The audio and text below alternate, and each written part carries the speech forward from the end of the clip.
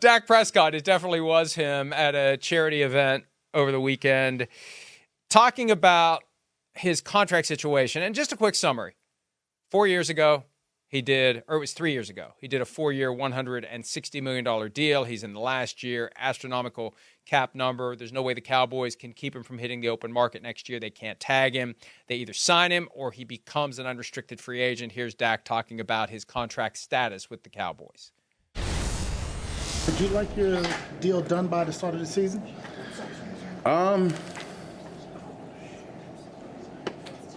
Honestly, I'm focused on the moment, on the now. Leaving that up to my agent and Jerry at this point. And when those talks begin, I'll be more involved, obviously. So no talks. Are you surprised that no talks have happened? No, I mean, I've been in conversation. I've talked to Jerry, and so I understand where we are, obviously. And Jerry's mentioned the same, so there's not any gray area in that sense. So, yeah. He talked to you about the cap and all the situations and why they're not doing it. We had a great conversation. Do you want to be the highest paid quarterback in the league? Do you view it differently? What's your philosophy toward it?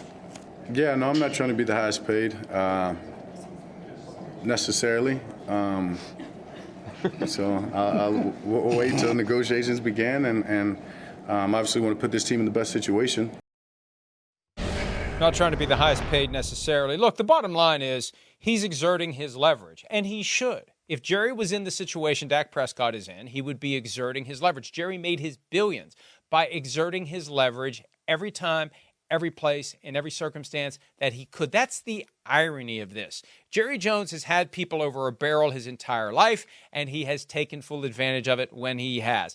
Dak Prescott has the Cowboys over a barrel, all because the Cowboys waited too long to sign him the first time around, and they waited too long this time around.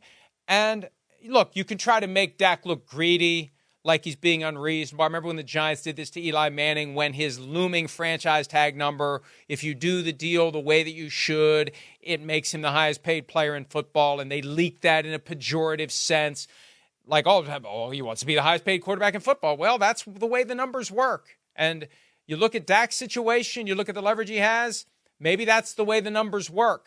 You know, this isn't about what you deserve. This is about what you can get. Yeah. And he's in a position where if the Cowboys want him, they want to keep him off the open market, that's what he can get. And if they want to let him go to the open market, then let's see. You know, all it takes is one team. Falcons were willing to open the vault for Kirk Cousins.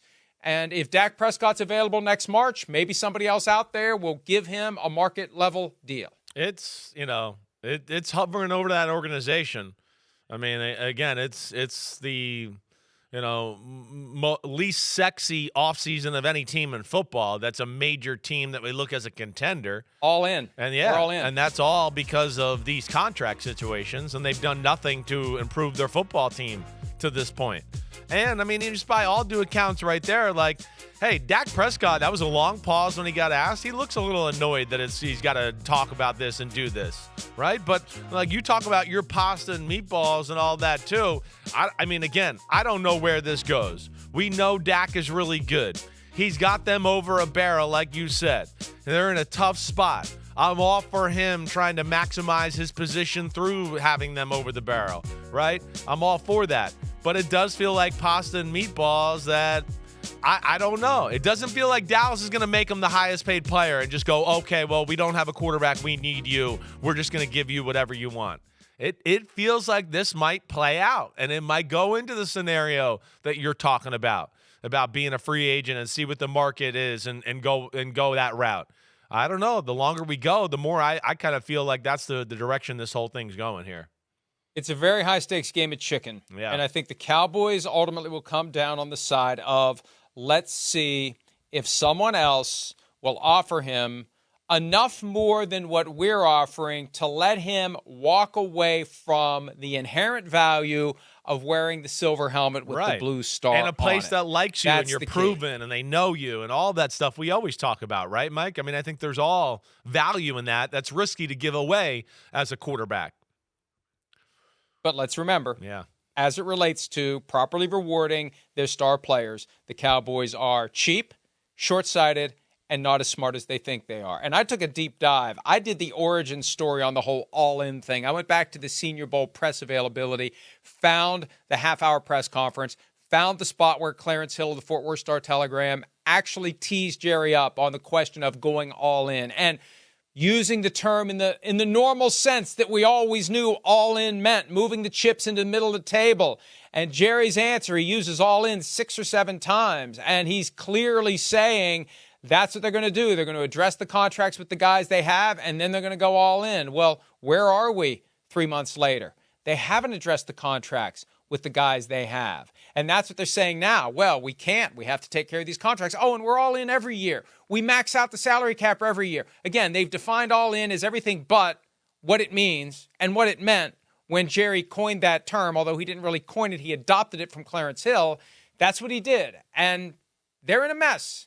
And it just reinforces my position that this is about keeping the Cowboys relevant, keeping them popular, and keeping them profitable. If it was about truly going all in and trying to win a championship, they would have taken care of these things by now. Well, it's a hard one, and there's a lot of good that the Joneses do, right? I mean, we've talked about this. They do have an eye for, yes, right? They do have an eye for talent, right? The Cowboys haven't been the Cowboys the last few years, not because they lack like studs on the field. We know that, but there's one thing that's clear through this that you're alluding to is that they have not been with the best with the cap or foreseeing the future, period.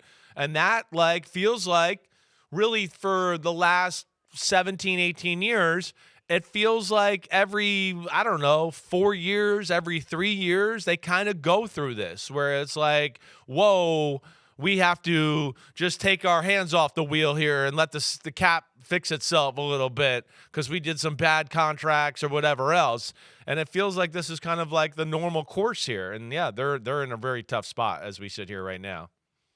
Puts more pressure on them to have a great draft this year and get some players who can come in and make a difference right away. And, look, I think the reset after this year, if this all blows up in their face, if they don't go all in, and they can't go all in until they address these other contracts. If they don't win the division, if they don't make the playoffs, next year the pitch will be, we got Bill Belichick. I think all of this makes it more likely that they make a beeline for Bill Belichick to be the coach of the team next year, because then the pitch next year will be, we've got the greatest coach of all time, and we've got a team that's still pretty damn good, and we're going to polish off the other pieces we need, and let's ride for a few years and see what Bill Belichick can do. I think that's why they're kind of treading water now, even though they claimed they were going to go all in. Hi, it's Mike Florio. Thanks for watching PFT on YouTube. Hit subscribe for the latest news and analysis from Pro Football Talk.